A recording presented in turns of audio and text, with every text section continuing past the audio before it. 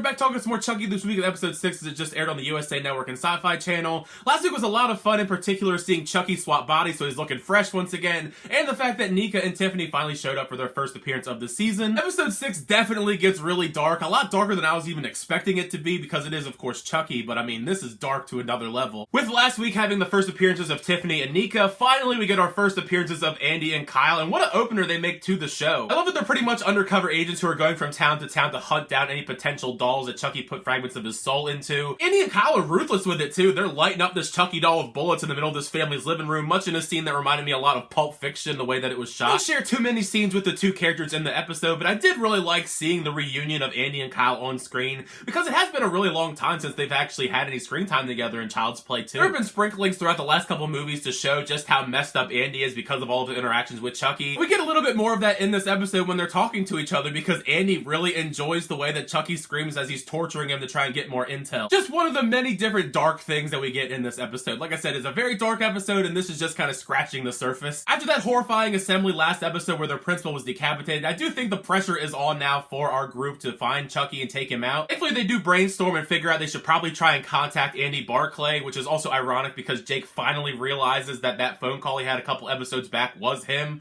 I don't know how he didn't realize that, like, right off the bat, especially with all the articles. It does make me more excited to have them interact in person together, because of course we're not going to get that right now because they're on the way, but I do like that Andy and them have that conversation, and Andy even gives them some tips and tricks to try and fend off Chucky, at least for the interim, while they're on their way to Hackensack. You know, the cavalry's on the way with Andy and Kyle, but unfortunately it is Chucky. He is a very formidable foe. Holding down the fort could be quite a hard task to do because Chucky is very experienced in this kind of field. We do eventually pan back to Tiffany and Nika this episode, and we do officially find out that it's actually the blood that causes Nika to come back into control of the body over Chucky. Since Tiffany and Chucky are arguing over the disposal of a body, and when she chops off the arm and blood spurts onto Chucky's face, it's Nika's body again. It's actually quite a tense setup for a scene with Nika trying to sound like Chucky and act like Chucky while they're doing a poker game with Tiffany. Because even if we knew eventually the jig was going to be up and Tiffany was going to find out, you had to have wondered just how long their charade was going to go on, but it doesn't really go on that long because Tiffany ends up stabbing Nika in the leg like 10 minutes ago and she didn't notice. Stabbing Nika in the leg seems to be like a common theme in a lot of these films and TV shows, because we saw that also in Curse of Chucky when Chucky stabbed her in the leg and she didn't even notice. One of the more unexpected developments from all of this though is the fact that Tiffany is really into Nika in the sense that she likes the idea of hooking up with her while they're also hooking up with Charles Lee Ray, and she wants to split them up somehow. I mean, totally understandable. Fiona Dorff is an attractive woman, but we don't get a definitive answer on all of that this episode, as we do see they end up in Hackensack. She actually buys the old home of Charles Lee Ray. There's even a good guy doll box waiting there in the mail. I mean, they don't specifically say it's a good guy doll, but come on, how many films and shows deep are we into this franchise now and we've seen these giant boxes? It's a good guy doll. But that's basically where we leave off with that storyline, with Nika strapped to a chair inside the house, kind of just waiting to see what happens in the next episode.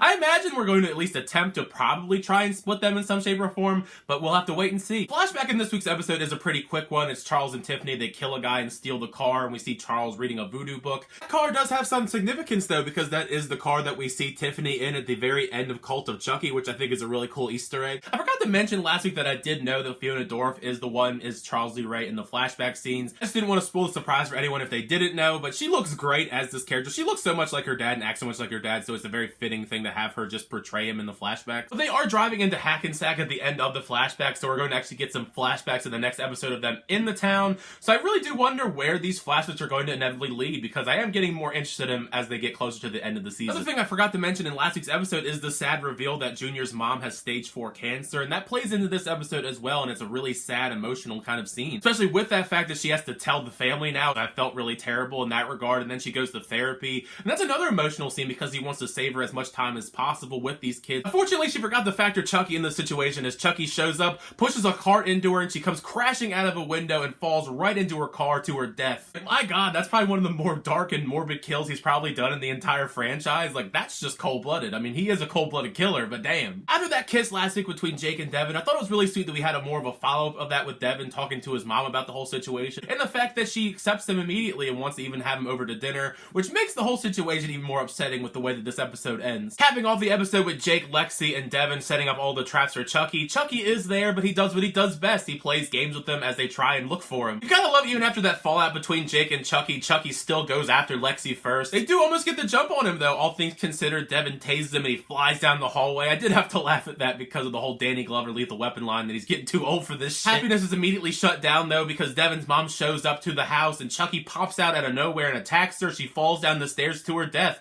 And that's the shot that we leave off on Jake, Devin, and Lexi seeing Devin's mom dead at the end of the stairs. Like, this episode is, like, really dark and morbid. Like more than I even anticipated. Like, we really went there in this episode. And I'm really sad because Devin's mom was actually becoming a much better character in these last couple episodes. Talk about some unexpected kills in the season, though. They've definitely subverted my expectations. And I am looking forward to seeing the last couple episodes of the season because it seems like we're really ramping up for a very intense finale. Make sure you share your thoughts down below. What do you think of this episode of Chucky, episode 6? Were you a fan of the episode? Not a fan of the episode? Share any of your thoughts and theories on you may have for any of the other future episodes when it comes to Andy, Kyle, Tiffany, Nika, or the new group of characters. What do you think is going to happen? Because we're ramping up towards the finale here. Thank you guys so much for checking out my reviews. I really appreciate it, though. Make sure you leave a like on the video and also subscribe to the channel if you haven't already, so you're updated with my movie reactions, unboxings, and more. But next time, I'll see you guys later.